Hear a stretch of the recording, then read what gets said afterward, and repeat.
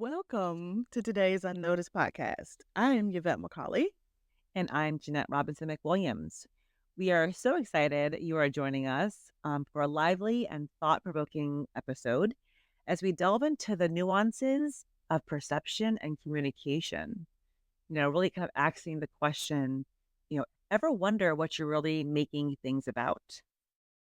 Yes, I do wonder that. So, so today we are going to unpack how our interpretations, or more often misinterpretations, can lead to crossed wires and misconnections. We're going to explore and talk about the murky and sometimes messy waters of ignoring accountability, but I'm sure that doesn't apply to any of our listeners or us for that matter.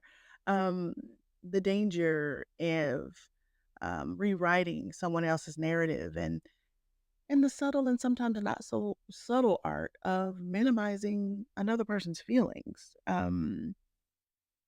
So buckle up and stay tuned in today for what we hope is going to be a smart and witty conversation that will uh, possibly inspire, encourage you, and maybe have you rethinking the way you see and say everything. So let's get started. Good morning, Jeanette. How are you? Welcome. Good morning. Hi. Yeah. This is a great topic. I'm excited to kind of get into the weeds on this one. There's an old Maya Angelou quote, and I'm sure people have referenced it for a while, but it's that whole thing of, when someone shows you who they are, listen, or something in that kind of iteration. So it just kind of goes back to, really, what are we willing to see and not see?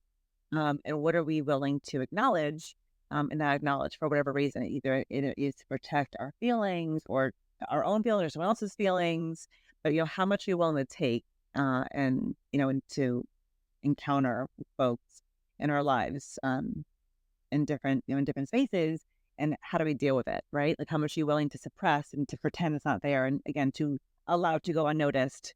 So this is a good one. I think a lot of our audience can relate. Again, whether it's those parental relationships, romantic relationships, platonic friendships, sibling, children, all those things. This is definitely one I think that most people can definitely sit back um, and reflect on for sure. Agreed. It's amazing in relationships, to your point, whether they're family, friends, coworkers, how many times the phrase, well, I thought you meant, or I thought you said, comes up throughout the day. Mm. Yeah, sometimes it's something, minute, but then other times it's in the midst of a full blown, frustrating Hmm. argument where voices are raised and passions have flared. And then it's kind of like, okay, I'm dating myself. So years ago on Saturday Night Live, there was a character, I want to say Rosanna, Dana, Anna, or something to that effect. And she would be on the newscast, right? And she'd be all up in arms about this thing. And she'd be going on this rant for, 2 to 3 minutes. I mean, it's Saturday Night Live would be Mm. something hilarious and hysterical. And people are looking at her and they're giving her eyes and they're watching her just have this whole rant and gotten all upset, all up in arms.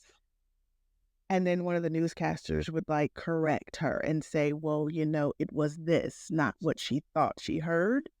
And then her last line, and she'd say, oh, well, never mind. But she had just gone on for 3 minutes ranting and raving. And so I think that's a perfect example of that. Right.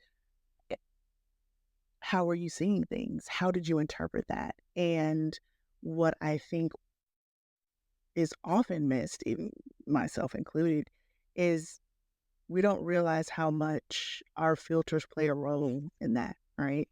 That same thing said by that same person, that exact same way, at a different time that day or next week would have landed very differently. We would have processed that very differently. Where Sure. today it's a fight, next week it would have been water off a duck's back. And so that goes back to the question you raised at the top. Ever wonder what you're really making things about? Like, what was that about? And sometimes we try to make it about someone else, but it really starts with us. It really was about us. It was out how we Hmm. processed it. It was because Sure. we already had a day, right? We were just in traffic or um it's something we forgot and we're kind of having that moment where we're not giving ourselves grace and we were in the throes of beating ourselves up and then there's this interruption of, oh, you want something else from me now too, right? You know what I'm saying? Right. It's like I have nothing else to give, but you're demanding something else and it's an emergency and now I'm responding in a way, or should I say reacting in a way to that perceived provocation. Right.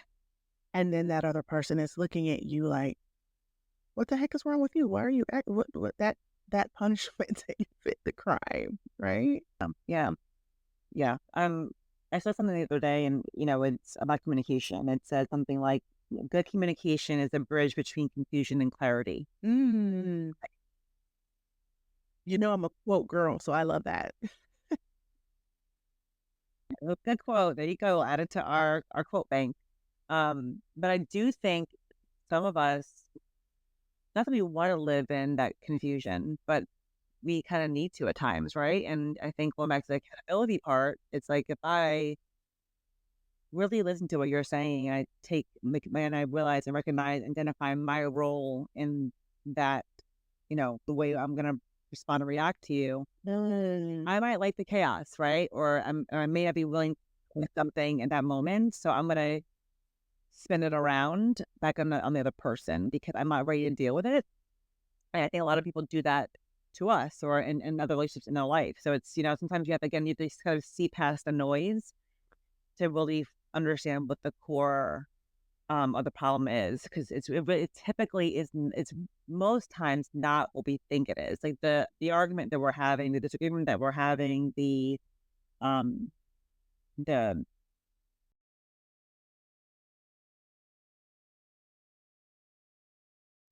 challenge that we're having in that relationship typically is not the topic at hand. Is something a lot deeper, a lot deeper. Right, something a lot deeper, something unresolved that may not have had anything to do with the person you're talking to in that moment.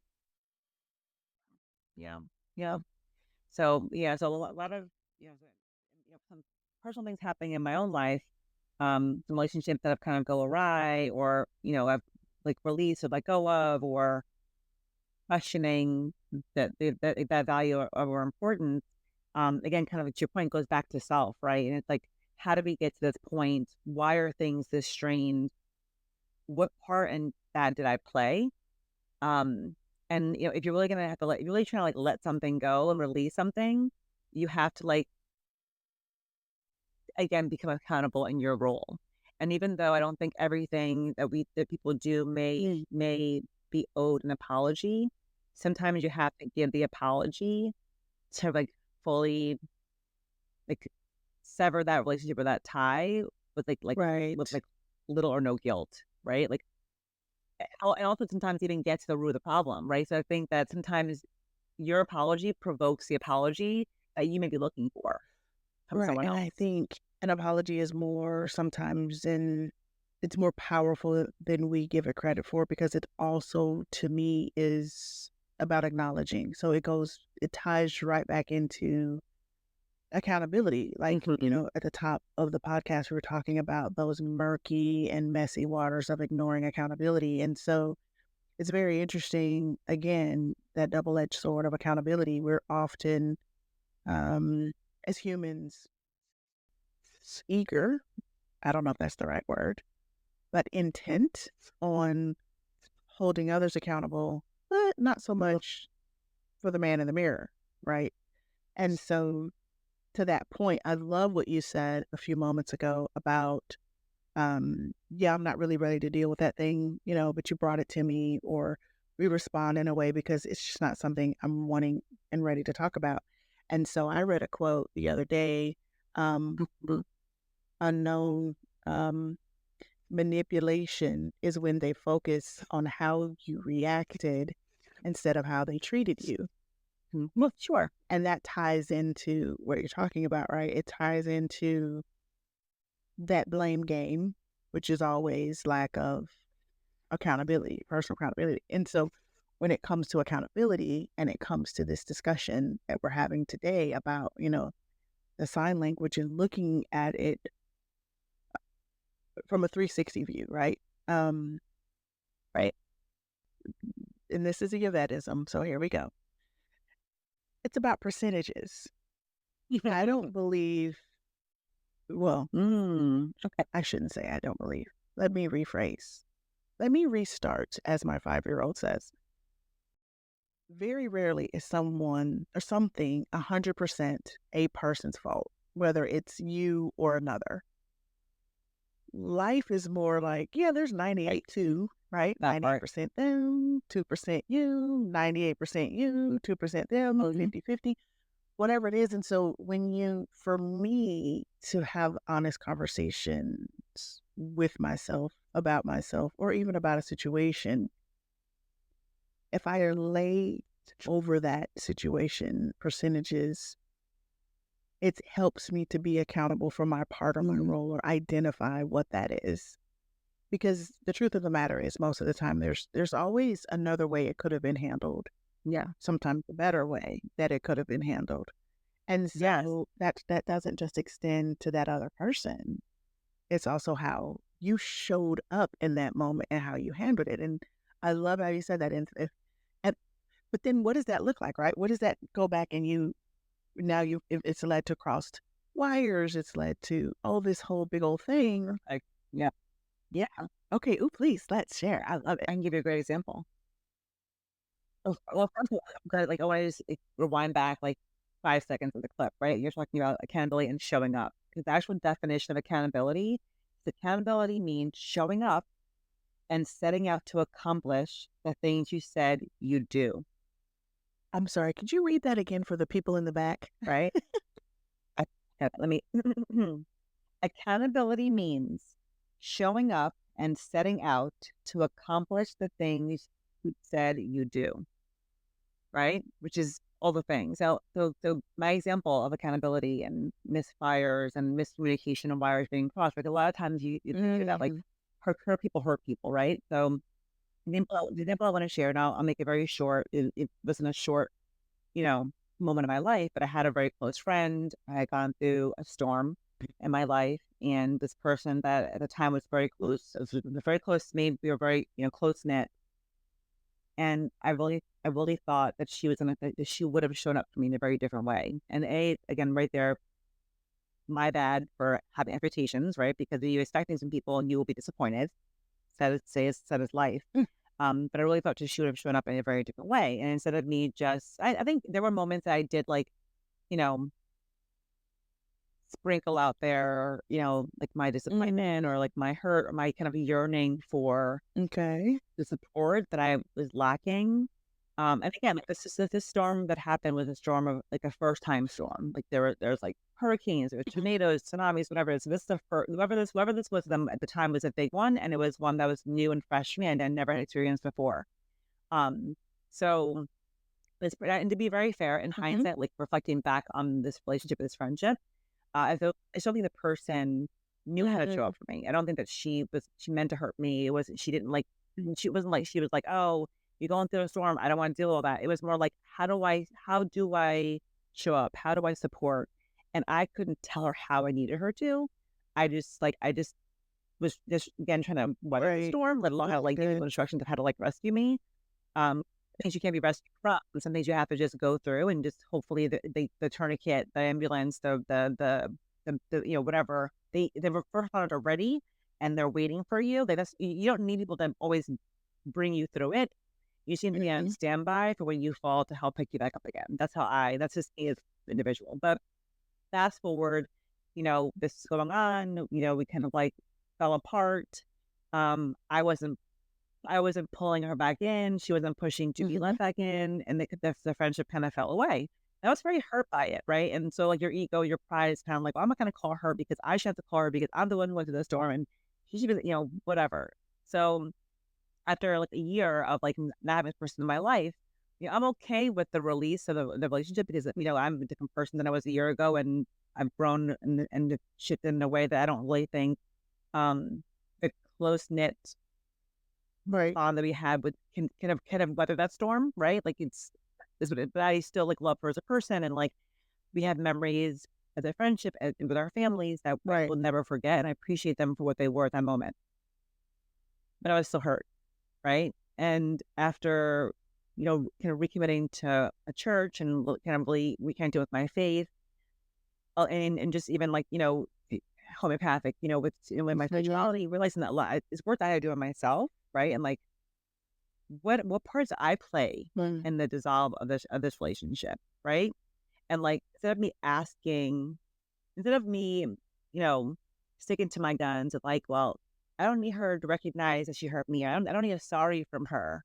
But you know what? Mhm. I do owe her an apology because there's something that I've done to her as well, right? And like, even though I don't know what that is, because I'm so blinded by my own storm, like I'm like I was just trying to survive. I was just trying to like stand, against put my back Right. against the wall and just be able to stand and get through it.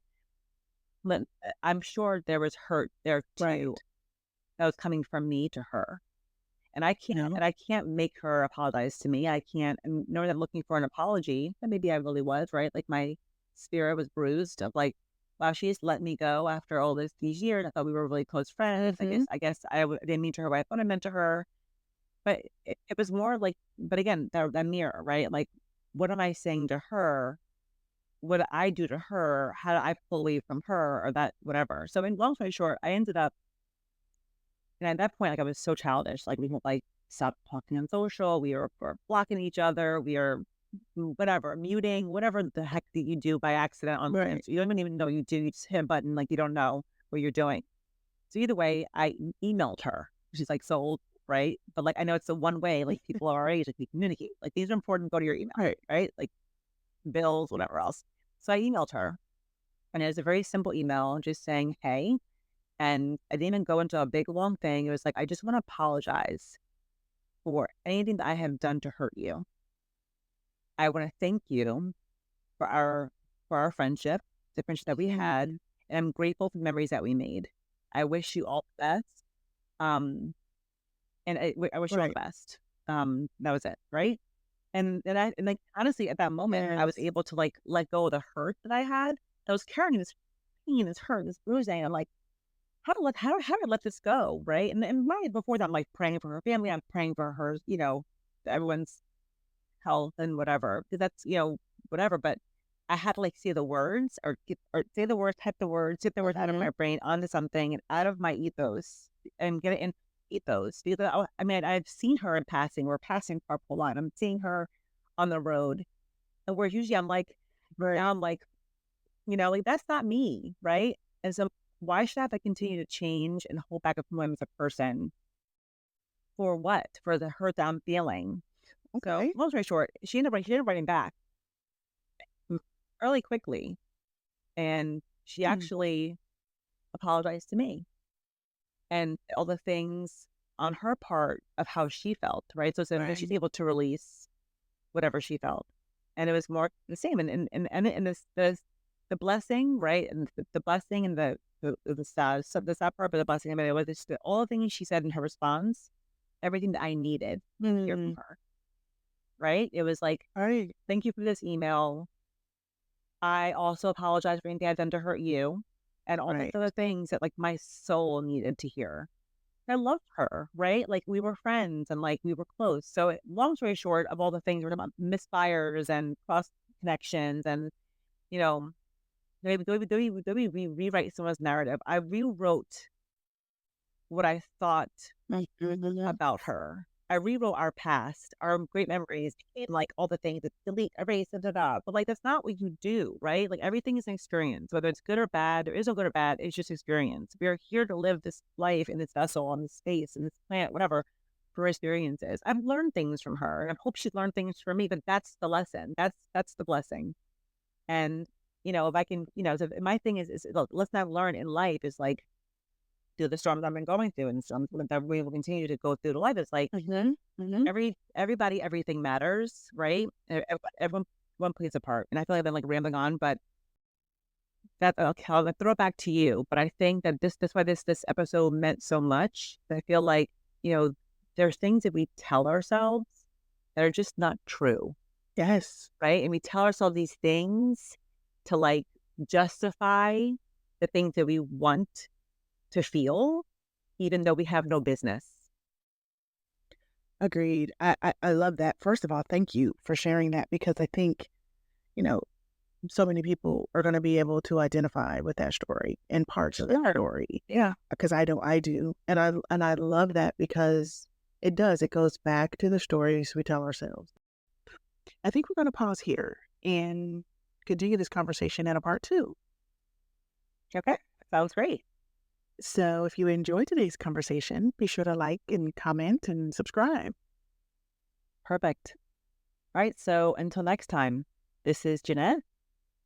And Yvette, signing off.